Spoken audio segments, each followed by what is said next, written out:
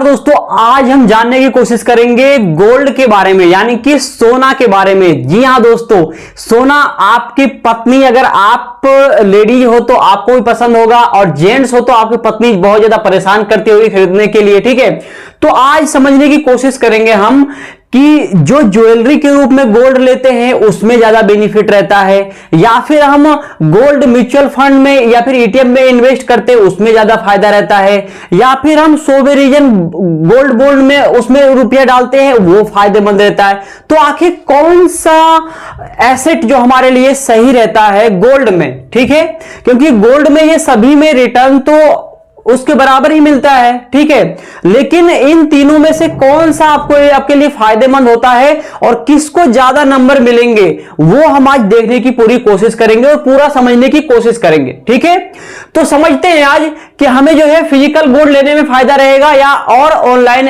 Gold लेकर के रखने में फायदा रहेगा। ठीक है, सबसे पहले देखिए, फिजिकल गोल्ड यानी कि आप ज्वेलरी कोई परचेज कर रहे हैं, ठीक है, या कुछ आप बनवा रहे हैं, आप या फिर आप सोने की बिस्किट्स, गोल्ड की बिस्किट्स आप फिजिकल रूप में रखना चाहते हैं, खरीदना चाह रहे हैं। ठीक है, या फिर सोने के सिक्के के रूप में आप उसे खरीदना चाह रहे हैं, तो उसमें ज्यादा फायदा रहेगा या ऑनलाइन में फायदा रहेगा? तो देखिए, अगर आप फिजिकल गोल्ड लेते हैं यानी सोने का सिक्का, बिस्किट्स या कुछ भी लेते हैं आप, तो उसमें क्या है कि लॉक इन पीरियड नहीं रहता है। आपने तुरंत खरीदा और तुरंत आपको जो है मिल गया, और आप उसे अब कभी भी उसको बेच भी सकते हो, कुछ भी कर सकते हो, आपके ऊपर गया। ठीक है, ये वहीं पर गोल्ड म्यूचुअल फंड में या फिर ईटीएफ में, इसमें क्या है, इसमें भी लॉक इन पीरियड नहीं रहता, यानी कि इसको आप कभी भी खरीद सकते हो और कभी भी इसको आप बेच सकते हो, ये आपके ऊपर रहता है। ठीक है, इसमें भी जो है कोई लॉक इन पीरियड नहीं होता है।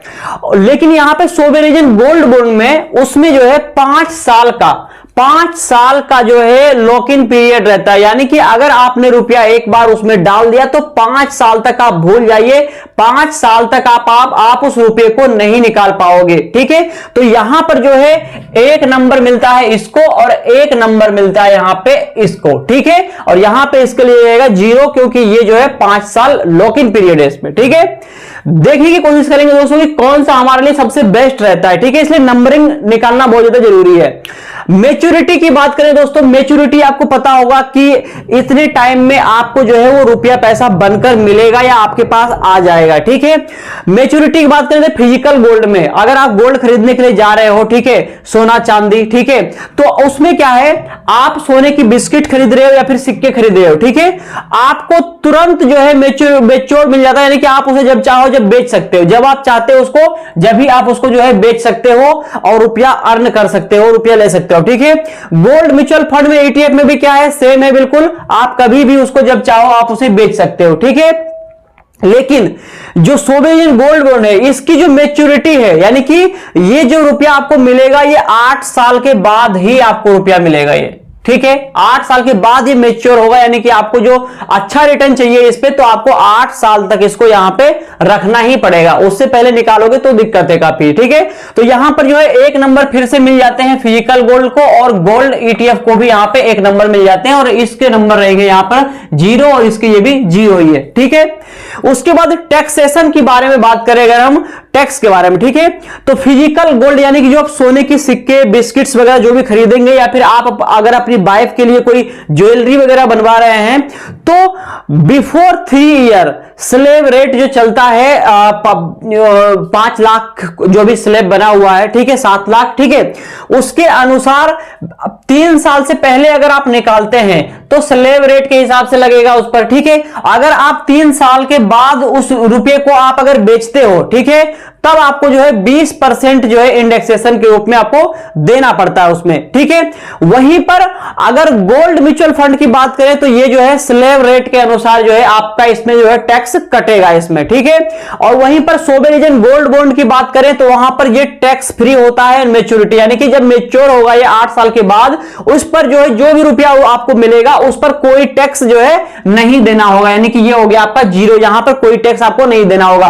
तो यहां पर जो है ये इसको मिलते हैं 1 नंबर यहां पर, ठीक है, और इसको यहां पर 0 और इसको भी 0, क्योंकि इसमें जो है टैक्स लगेगा आपका। ठीक है, आप बात करते हैं जीएसटी की, ठीक है, कि आखिर जीएसटी किस किस पे देना होता है। जैसे कि आप अगर अभी आपने क्या देखा होगा कि आप अगर कोई गोल्ड वगैरह खरीदने जाते हो, सोना चांदी खरीदने जा रहे हो, ठीक है, तो आप देखते हो कि आपको एक छोटा सा पर्ची बनाकर दे देते हैं और उस पर कोई टैक्स वगैरह कुछ लगता नहीं, जीएसटी वगैरह नहीं लगता है, ठीक है। बहुत सारे ज्वेलर्स जो है ऐसा करते हैं, लेकिन अगर आप बड़े ज्वेलरी के पास में जाओगे तो वो आपको प्रॉपर बिल बना करके देंगे, और जब वो प्रॉपर बिल बनाकर देंगे आपको, तो वो 3% जो है उस पर जीएसटी भी चार्ज करेंगे।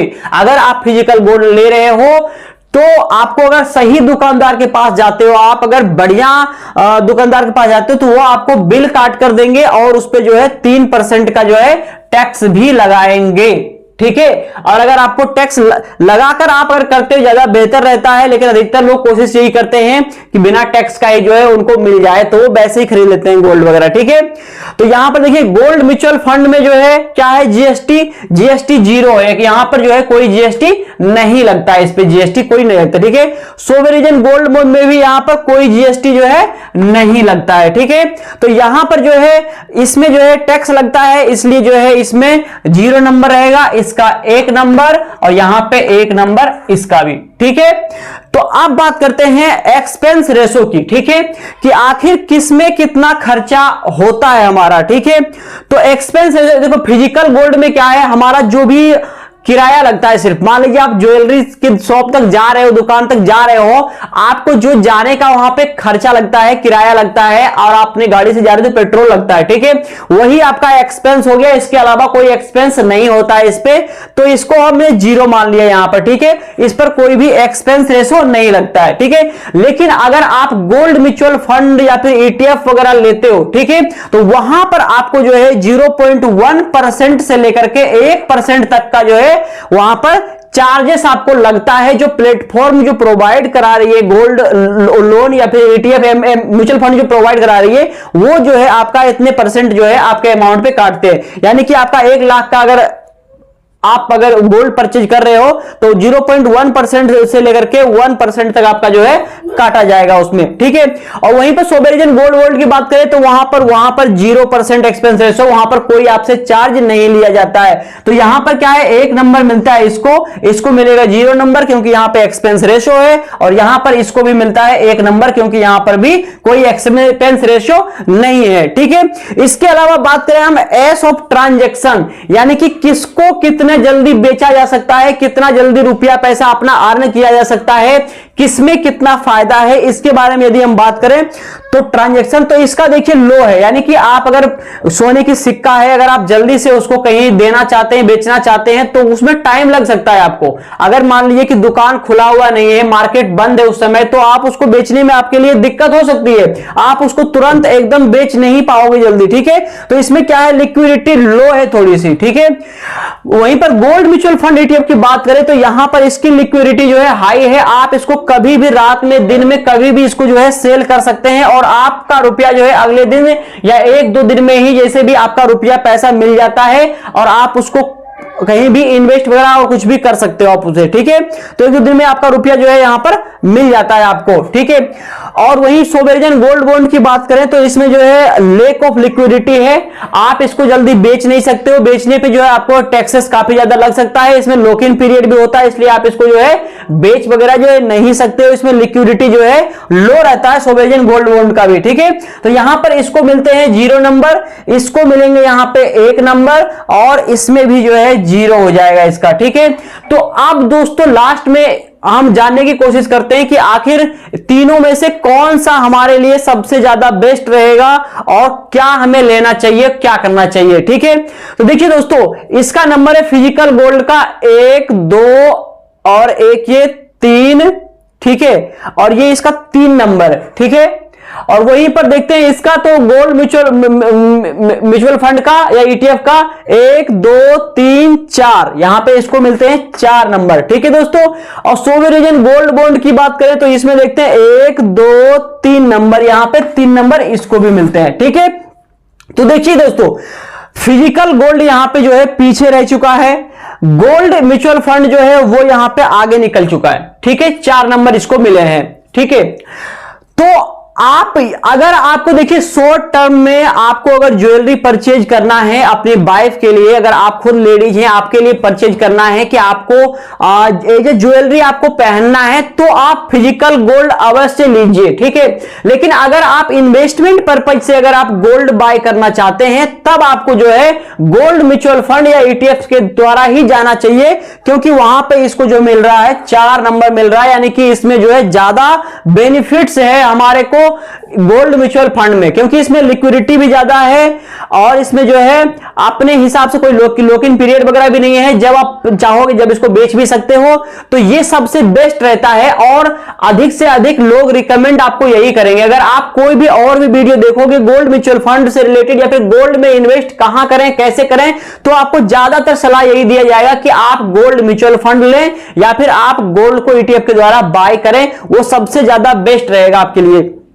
और अगर आप चाहते हो कि हमें जो है लेट मिले लेकिन हमें बढ़िया रिटर्न मिलना चाहिए, तो आप जो है सोवरेजन गोल्ड बॉन्ड में जा सकते हैं, जिसमें कि लॉकिंग होता है। अगर आप लॉकिंग को बर्दाश्त करना चाहते हैं, अगर आप चाहते हो कि 5-7 साल यानी कि 8 साल जो मैच्योरिटी है, 8 साल के बाद ही हमें रुपया चाहिए, तब आप सोवरेजन गोल्ड बॉन्ड के साथ में जा सकते हैं। इसमें जो है काफी आपको इसमें भी बेनिफिट रहता है। अगर आप जो एक इन्वेस्टर हैं और आप चाहते हैं कि मैं ज्यादा से ज्यादा रुपया पैसा बनाऊं, तो आपको जो है गोल्ड म्यूचुअल फंड के साथ में जाना चाहिए और ईटीएफ के साथ में ही इन्वेस्ट करना चाहिए। तो दोस्तों, आप सभी को ये वीडियो कैसा लगा हो, अब आपको पता चल गया होगा कि आपको फिजिकल गोल्ड लेना है या म्यूचुअल फंड में इन्वेस्ट करना है आपको गोल्ड म्यूचुअल फंड में। तो इस वीडियो को अंत तक देखने के लिए बहुत बहुत धन्यवाद। मैं मिलता हूं आपसे अगले वीडियो में कुछ नया धमाकेदार लेकर, तब तक के लिए नमस्कार, धन्यवाद।